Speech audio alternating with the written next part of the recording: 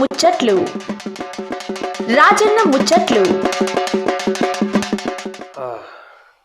దండాలు నవాసామి దండాలు శారదులందరికీ ఏం రాదన్న ఇక్కడ నేను ప్రశాంతంగా కూర్చున్నట్టులే ఈ పొద్దు ఒక ఊరికి వచ్చి వాళ్ళరా చాలా పేరుగాల్చిన ఊరు అనమాట. జర మన ఇక్కడ సంగారెడ్డి జిల్లా జైరాబాద్ ఎర్రరాజం వచ్చిన ఈ ఊరు గురించి చెప్పాలంటే బెడంపేట గ్రామం కోయిర్ మండలం సంగారెడ్డి జిల్లా. ఇక్కడ రాచనాస్వామి టెంపుల్ అని చెప్పేసి దాదాపు ఒక 550-500 సంవత్సరాల క్రితం పురాతనమైన టెంపుల్, చాలా ఫేమస్ ఇక్కడ దేవస్థానం. ఏమో పోరుడు అన్నాడు రాజన్న రోజు అందరికి లీడర్లకు అందరికి ఇంటర్వ్యూ చేస్తున్నాము ఈ పొద్దుగాడి కోయిజర్ దర్శనం చేసుకొని ప్రశాంతంగా ఉండి మెల్లగా తాజ్పరంగా సరపతి ముచ్చబెడతాం పోతాం అంటే వచ్చినాయి. ఇక సార్ పేరు వచ్చేసి దయానంద్ పటేల్, పట్లలో దయానంద్ పటేల్. ఇక పటేల్ కూడా దాదాపు ఒక 30-30 సంవత్సరాలు రాజకీయం చేస్తున్నాట. ఇప్పుడు కాంగ్రెస్ పార్టీ నుండి మంచిగా నిలబడి సర్పంచ్ గెలిచిండు. ఇక మరి గతంలో చేసిన కార్యక్రమాలు, ఇప్పుడు ఏమేమి చేయబోతున్న కార్యక్రమాలు గట్ల మనం ముఖ్యంగా మన గుడి గురించి తెలుసుకోవాలి ముచ్చబెడదాం ఈరోజు. పిల్లలు నమస్తే. నమస్తే రాజన్న. బాగున్నా పటేల్? బాగున్నాం. గుడి మస్తున్నాం మన దగ్గర 500 సంవత్సరాల కింద గుడి లేదు. ఇక వచ్చిన దర్శనం చేసుకున్నా నువ్వు బయట ఏమంటారు పని మీద పోయినా అందుకే కూర్చుని ఇక చెప్తే అన్నమాట ఇక ఊరు మస్కురోలు వస్తున్నాం మా పటేల్ ఇడికి వస్తాడు. ఇక పొద్దున వాళ్ళకి ఊరంతా చూసి వస్తాడు. కూర్చుంటే కూర్చుని ఇక మరి తెలుసుకో మనం ముచ్చట పెట్టుకుందాం. అన్ని చెప్పాలి నాకు కరా చెప్పాలి అని కరా చెప్తాను అన్ని ఉన్నట్టు కరెక్ట్ చెప్పాలి. పటేల్ ఇంకా మీ ఊరికి వచ్చిన మీ గురించి చెప్పాలి మరి మా పిల్లలకు చెప్తాం. మా పిల్లలు చెప్తారా? నా పేరు చెప్పాలా పట్ల దయానంద్ పటేల్, బడంపేట గ్రామం బడంపేట మండల్ కోహీరు తాలూకా జహీరాబాద్ డిస్టిక్ సంగారెడ్డి. నేను బడంపేట గ్రామంకు సర్పంచ్గా ఎన్నికైన 40 ఓట్లతో నా పైన 3 అపోజిట్ నిలబడ్డారు. ఆ మెజార్టీ 40 మెజార్టీతోని బడంపేట గ్రామ ప్రజలు నన్ను గెలిపించారు. పటేల్ మనకి రాజకీయ ప్రస్తుతం ఎప్పుడు సురు పటేల్ వెనకటికి నాన్న కూడా రాజకీయం చేసినా మీరు రాజకీయానికి వస్తే పటేల్? మా నాన్న చేసింది 84 నుంచి మా నాన్న చేసింది. కాంగ్రెస్ ప్రభుత్వం నుంచి 84 నుంచి మా నాన్న చేసిన తర్వాత 2006లో మా నాన్న చనిపోయిన తర్వాత అప్పటి నుంచి నేను కంటిన్యూ చేస్తున్నా. ఇది ఒకటే పార్టీ కాంగ్రెస్ ప్రభుత్వం నుంచి మేము కంటిన్యూ చేస్తుండ్రు. గ్రామ అభివృద్ధి గురించి పోరాడి కంటిన్యూ 30 సంవత్సరాల నుంచి కాంగ్రెస్ సర్పంచ్గా ఎన్నికైంది. మరి మనం బెడంపేటనే రాచనాస్వామి గుడి టెంపుల్ చాలా ఫేమస్ టెంపుల్. ఈ గుడి ప్రత్యేకత చెప్తావు పటేల్? మాకు తెలిసింది అది 500 సంవత్సరాల క్రితం మా టెంపుల్ రాచనాస్వామి దేవస్థానము. అది ఇట్లా పక్కగా ఆంధ్రలో మన కడప డిస్టిక్లో రాయచోటి అని తాలూకాలో అక్కడ వెలిసింది మెయిన్. అక్కడ నుంచి బాలుడై ఇక్కడ రాగా మా దగ్గర చెన్నవీరయ్య స్వామి పూజారికి కనబడడం జరిగింది. ఏదో కనబడితే ఆ చెన్నవీరయ్య స్వామి పూజారి ఆ బాలుడు ఇద్దరు మాట్లాడుతున్నా వెనక తిరిగి చూడన్నారు. ఆ బాలుడు కనపడగా పలానా బడంపేటలో పెద్ద మనుషులకు అందరూ చెప్పి ఇట్లా అయిందని పూజారి చెప్తే అక్కడనే వెలిసి అక్కడనే ఇక స్వామి వారిది విగ్రహ ప్రతిష్టాపన చేసింది 500 సంవత్సరాల క్రితం.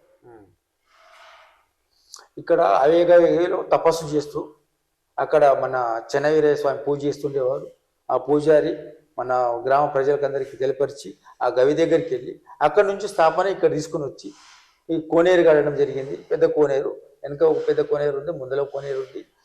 ప్రతి సంవత్సరం జాతర ఉత్సవాలకు మా ఇంటి నుంచి అగ్ని తీసుకొని వచ్చి ఇక్కడ జాతర శివరాత్రి అయిన 5 రోజులకు అగ్ని పెట్టడం జరుగుతుంది. పెట్టడం జరిగిన తర్వాత తెల్లారి మస్కులు 5 గంటలకు దాన్ని తొక్కడం జరుగుతుంది. ప్రతి సంవత్సరము గ్రామ పెద్ద మనుషులు పూజారి సహకారం భక్తుల సహకారంతో ప్రతి సంవత్సరం డెవలప్ చేసుకుంటూ ఇంటూ మళ్ళీ రాచనస్వామి టెంపుల్ కట్టినాక ఇక్కడ మల్లికార్జున స్వామి టెంపుల్ ఉండే, అది పడిపోయిండే, అది 1000 సంవత్సరాల కింది. దాన్ని ఆ రాచనస్వామి టెంపుల్ కాందడు మల్లికార్జున స్వామి టెంపుల్ 25 సంవత్సరాల క్రితము మళ్ళీ దాన్ని ఇనాగ్రేషన్ చేసి మన శ్రీశైలం జగద్గురు నుంచి స్థాపన చేపించి మన మల్లికార్జున స్వామిని ఇనాగ్రేషన్ చేపించి దాన్ని స్థాపన చేపించి లింగం ప్రతిష్టాపన చేపించి భక్తుల ద్వారా టెంపుల్ కట్టించారు. ఇక్కడ పైన 1000 సంవత్సరాల గుడి అది పడిపోయింది రాజులది. అప్పుడు పడిపోతే అది మన రాచనస్వామి టెంపుల్ కట్టడం అయిన తర్వాత మళ్ళీ భక్తుల సహకారం ఊరి సహకారంతో మళ్ళీ ఈ మల్లికార్జున స్వామి టెంపుల్ స్టార్ట్ చేసింది. మళ్ళీ దాని తర్వాత ఇక్కడ మన కంటిన్యూ భక్తులు ఇది ఇంచుమించు 3 సంవత్సరాల క్రితం నుంచి హైదరాబాద్ భక్తులు కౌలాస్ పరివార్ మొత్తం 200 మంది ఉంటారు. వాళ్ళ ప్రత్యేకత 5 రోజులు కంటిన్యూ ఇక్కడనే జాతర ఉంటారు. వాళ్ళు రథం ఏర్పాటు చేసింది ఇంచుమించు 8 సంవత్సరాలే. రథోత్సవం ఉంటుంది. ఉమ్. అగ్ని ప్రతిష్టాపన అయిన తర్వాత, కళ్యాణం అయిన తర్వాత రథోత్సవం తెల్లారి ఆ, పటేల్. వాళ్ళ నుంచి కంటిన్యూ రథం జరపడం జరుగుతుంది. అచ్చా. రథం అయిన తర్వాత ముగింపు, గుండం ముగింపు చేస్తారు. దాని తర్వాత జాతర ముగింపు అయిపోతుంది. ఇక టైంలో అందరూ ఏమంటారు రాజకీయ నాయకులు చాలా మంది వస్తారు. వస్తారు అందరు రాజకీయ నేత, ఏ రాజకీయ నేతలు, టీఆర్ఎస్ ఉండని, బీజేపీ ఉండని, కాంగ్రెస్ కాంగ్రెస్ అందరు వచ్చేస్తారు. అందరు భక్తులు అచ్చా, ఆహా, అందరూ వస్తారు ఇక. వాళ్ళకి మొత్తం భోజనాలు ఏం కానీ వాళ్ళ సదుపాయాలు అందరూ కలిసి చేస్తారు. అక్కడ ఇది పొలిటికల్ ఏమి ఇది ఏమి ఇక్కడ అదే అదే. అందరు రాజకీయ ప్రస్థానం ఏముండదు, ఏముండదు. అందరు సమానం. అందరు సమానం. అందరికి కళ్యాణం జరిపిస్తాం, దర్శనం చేపిస్తాం, అందరు సమానమే చూస్తాం. అందరికి ఏ ఊరు ఎమ్మెల్యే ఉన్నా, ఎంపీ ఉన్నా, అట్లా ఎవరు ఉన్నా కానీ అందరికి సమానం. మంచి మాట. అయితే పటేల్ ఇంత తమాషా మాట్లాడుతున్నారు. మరి ఈసారి మీరు సర్పంచ్ గా పోటీ చేస్తారు. ఎప్పటికేమో మీ మనసులో ఏమంటారు రిజర్వేషన్ రాలేదు వల్ల వేరే వాళ్ళు పెట్టి గెలిపించి మంచి కార్యక్రమాలు చేసారు. ఈ గీతలు మీకే వచ్చిన అవకాశం. మరి మీకు వచ్చినప్పుడు మరి ఇంటికి వెళ్ళినప్పుడు సమస్యలు ఏం చెప్పి పటేల్ మరి గ్రామ పంచాయతీ ఇంటికి సమస్యలు అంటే ఇందిరమ్మ ఇండ్లు 20 ఇండ్లు శాంక్షన్ అయ్యండి ప్రతి కులస్తులకు. మా దగ్గర 8-10 కులస్తులు, ప్రతి కులస్తులకు 2 ఇచ్చేసిన, అవి నడుస్తున్న వరకు. మళ్ళా మన మహిళా ఉంటారు కదా భవనం, మహిళా భవనం అది స్టార్ట్ చేయించిన తర్వాత లైటింగ్, మళ్ళీ డ్రైనేజ్, మళ్ళీ కొద్దిగా మామూలుగా రోడ్ల మీద మట్టి వేయించినాం. సీసీ రోడ్లు పెట్టినాం, సీసీ రోడ్లు వస్తున్నాయి. సీసీ రోడ్ శాంక్షన్ చేయించినాం. చెప్పండి రాజన్న, ఈ సమస్యలు ఉండే నేను ఎలక్షన్ ప్రచారంకి వెళ్ళినప్పుడు మొత్తం పబ్లిక్ ప్రజలు ఏమన్నారంటే మాకు అది కావాలి పటేల్, ఇది కావాలి అంటే ప్రతి ప్రజలకు ఏం చెప్పినా నేను హామీ ఇచ్చిన, మీకు ఇల్లు ఇస్తా, మీకు డ్రైనేజ్ చేపిస్తా, కాలువలు చేపిస్తా, మళ్ళీ రేషన్ కార్డు చేపిస్తా, మీకు ఏమైనా ప్రాబ్లం ఉన్నా, బ్యాంక్ లోన్ ఏమైనా ప్రాబ్లం ఉన్నా బ్యాంక్ లోన్ చేపిస్తా అని హామీ ఇచ్చి అవే కొద్దిగా నెరవేరుస్తుంది. తెలంగాణ ప్రభుత్వము గతంలో ఏమంటారు అది రూపొందించిన సంక్షేమ పథకాలకి మరి కాంగ్రెస్ ప్రభుత్వం రూపొందించిన సంక్షేమ పథకాలకు నాకు విషయం చెప్తా పటేల్. చెప్తాను. ఇప్పుడు డబుల్ బెడ్రూమ్ అన్నారు, సిటీలు ఇచ్చిరు, అది పల్లెటూరులో ఒక్కడికి డబుల్ బెడ్రూమ్ రాలేదు. మళ్ళీ దళిత బంధు అన్నారు, 10 లక్షలు ఒక దళితుడికి ఇస్తున్నాం, అవి మోసాలు జరిగినాయి. ప్రతి టీఆర్ఎస్ ప్రభుత్వం ప్రతి దళిత దగ్గర 2-3 దగ్గర మా విలేజ్లోనే 2 లక్షలు ఇల్లు తీసుకొని దళిత బంధు రాలేదు. వాళ్ళు మా దగ్గరకు వచ్చి అలాగే చేస్తే మళ్ళీ ఆ 2 లక్షలు మేము పంపించినాం, వాళ్ళకి కుసులు చేయించినాం, వాళ్ళకి ముట్టిపించినాం. ఒక్క ఇల్లు రాలేదు. వాళ్ళు ఇచ్చిన హామీల మాకు టోటల్గా 5 లక్షలు 10 సంవత్సరాల లోపల 5 లక్షల సీసీ రోడ్ వచ్చింది మాకు క్లియర్. మిగతాది ఏది రాలేదు. సీఎం ఫండ్ కింద 5 లక్షల సీసీ రోడ్, అది ఖరాబ్ అయిపోయింది. ఇప్పుడు మేము వేసిన సీసీ రోడ్లు చూడండి, వాళ్ళు వేసిన సీసీ రోడ్లు చూడండి, అది వచ్చింది ఒకటి.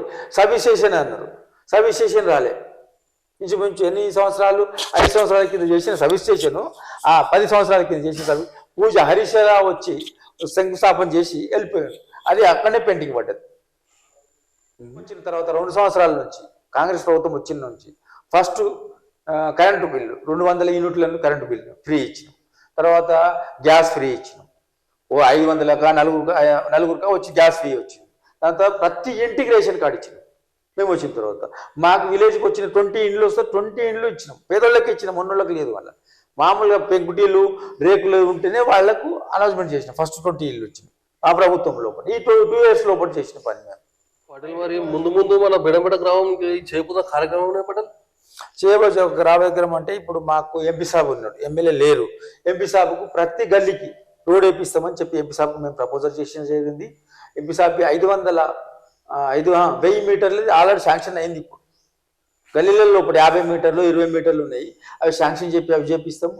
ప్రతి ఇంటికి రేకులు ఉన్న వాళ్ళకి ప్రతి ఇంటికి ఇల్లు ఇచ్చే బాధ్యత, ఇంకా 3 సంవత్సరాలు ఉంది మా ప్రభుత్వం, ప్రతి ఇంటికి ఇల్లు ఇచ్చే బాధ్యత మాది. కరెంటు బిల్లే కానీ మళ్ళీ ఒకటి ఇప్పుడు మళ్ళీ ప్రతి ఇంటి దాకా ఇందిరామ్మ ఇల్లు ఇస్తే ఫ్రీ కరెంట్ ఇవ్వమన్నాడు. పోల్ గుంజి వైర్ వేసి ఫ్రీ కరెంట్ ఇవ్వమన్నాడు, అదే చేస్తాం. మళ్ళీ ప్రతి ఇంటింటికి నల్ల, ఇక్కడ గల్లీలో ప్రాబ్లం అయింది, పైప్ లైన్ వేపిస్తాం. కొత్తగా పైప్ లైన్ వేపిద్దాం అనుకుంటున్నాం, కొత్త పైప్ లైన్ వేపిస్తాం. సీసీ రోడ్ చేపిద్దామని పటేలా నాకు సెలవు సామర్గా పోయి సరే రాజన్న.